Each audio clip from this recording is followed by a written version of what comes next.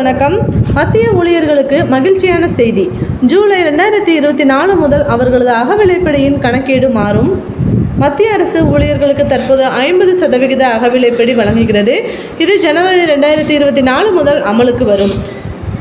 அடுத்த அகவிலைப்படி உயர்வு ஜூலை 2024 முதல் அமலுக்கு வரும். இருப்பினும் ஒப்புதல் பெறுவதற்குள் செப்டம்பரில் இருக்கலாம்.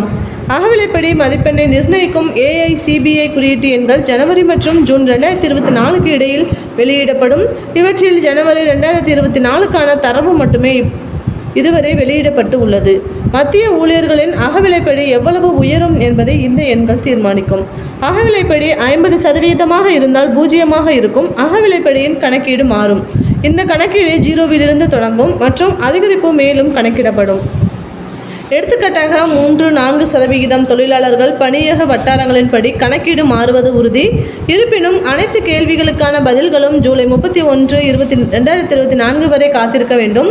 7வது ஊதிய குழுவின்படி மத்திய ஊழியர்களுக்கான அகவிலைப்படி AICBI குறியீடு அதாவது CBI மூலம் தீர்மானிக்கப்படுகிறது.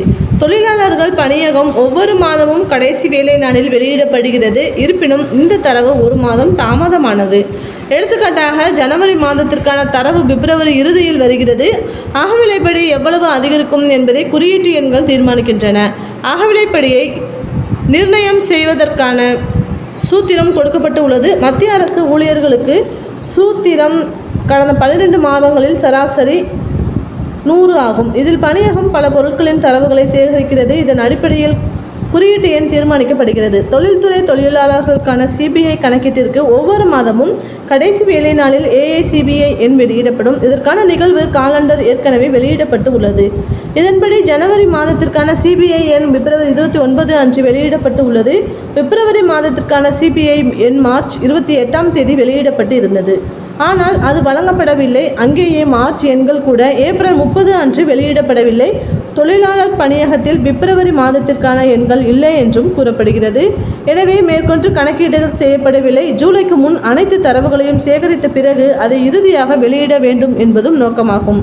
ஜூன் மாதத்திற்கான எண்கள் ஜூலை 31 அன்று வெளியிடப்படும். தற்போதைய நிலையை பார்த்தால் ஜனவரி வரை CBI எண் 138.9 புள்ளிகளில் உள்ளது.